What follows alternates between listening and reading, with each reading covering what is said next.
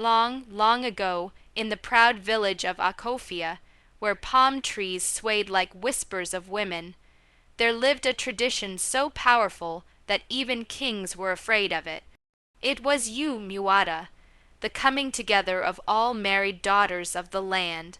Whether you stayed in Lagos, Germany, or within a man's compound in Ohamufu, if you were a daughter of Akofia and you had been married, you have to heed the call when the gong was heard. If you are new, please subscribe to our channel, like this video, and don't forget to share it with your family and friends. Also, let us know where you are watching from, whether your husband was a billionaire or a bus conductor. When Umuada called, all you had to do was pack your wrapper and go back like a good child. Leading the Umuada was Mama Ifoma, a lady with pepper on her tongue and iron in her hands. She wasn't patient with foolishness and feared no man, not even the king. Offend her, and you would wonder if you had been slapped by thunder. Standing beside her was her reliable deputy, Mama Adiz, a soft-looking woman with a deep voice. They said Mama Adiz could calm a quarrel between three crazy women just with a glance. It was on a Thursday afternoon, shortly after the new yam had hit the market and women were purchasing wrappers for the celebration, that the town crier dashed through the square, pounding his gong. Boom, boom, one great tree has fallen. Come home. The late great man was Papa Ennimeka Abika, a great elder, cocoa farmer, and palm wine vendor. His family sent news across distances and even WhatsApped some of the younger Umuada in diaspora. The time has come. The burial is next week. Come home and represent.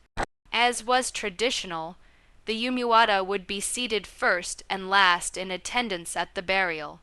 Their function was to oversee the behavior of the widow, see that the rites were performed correctly, and to shout if required. And if you imagined that would be the extent of their shouts, then you had not witnessed the widow's slippers being removed in public as a sign to signify what her future would hold. The widow in question was Chiamaka, a pretty young thing who could cry plenty of tears. Her wedding to Papa Ennimeka had been contentious. It was said that he wedded her in his dotage to soothe his blood pressure, and that she had been the girlfriend of his deceased son. No one could verify it, but in Akofia, proof is unnecessary. When three women sit down to discuss it by a bowl of soup, it is fact.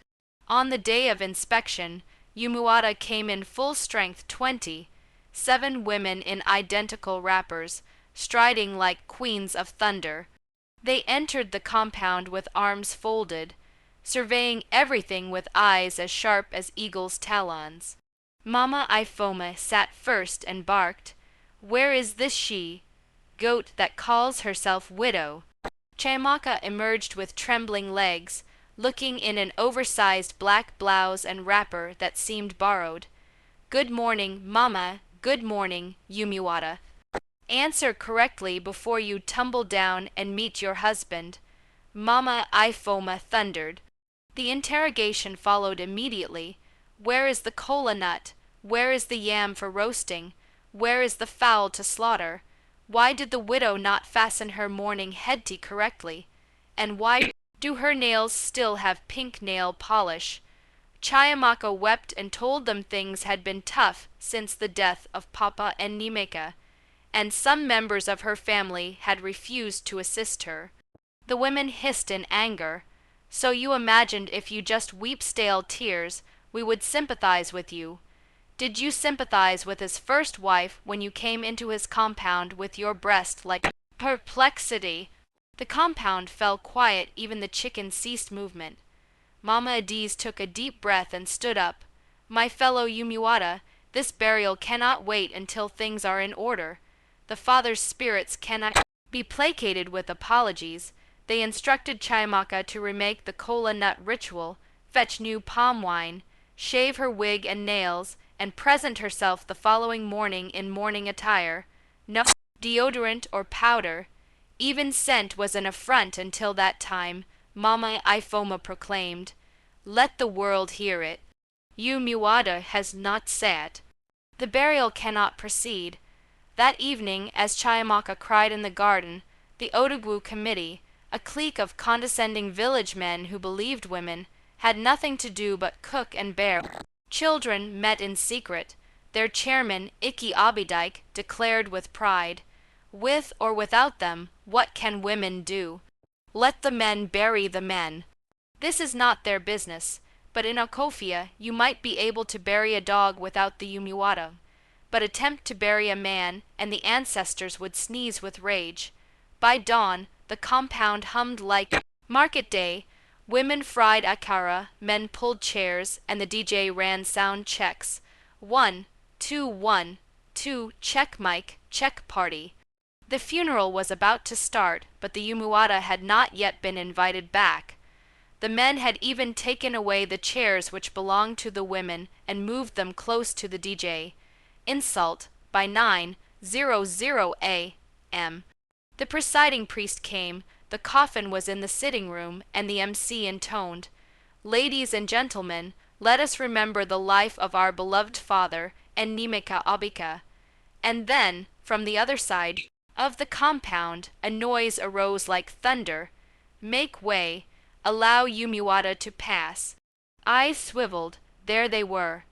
Mama Ifoma took the lead, balancing a stool under her armpit. Behind her strutted Mama Ediz, Mama N. Neka the rumor printer, Mama Ezin the choir mistress with no heart, and 17 others. They all wore identical red and black wrappers, head ties knotted like war captains, lips pressed tight as Judgment Day. They strode directly to the casket, drew a human ring, and Mama Ifoma dropped her stool with a thud. Umuada will wait until this burial starts. The silence was lethal. Iki Abidike advanced, straightening his red cap like a lizard imitating a lion. Mama Ifoma, this burial is in the hands of the elders. You did not observe proper procedure. Gradually, Mama Ifoma took off her slippers and clutched them in her hand like a threat. Abidike, repeat that on your big chest. You want to bury a man without the daughters of the earth.